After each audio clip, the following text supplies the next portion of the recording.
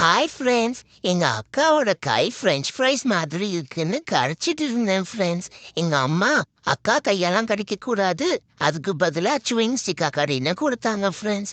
அதை வாங்கும்போது எங்க அக்கா கை மாதிரி சாஃப்டா இருக்கும்னு நினைச்சேன் ஃப்ரெண்ட்ஸ். பட் இது ஹார்டா தான் இருக்கு.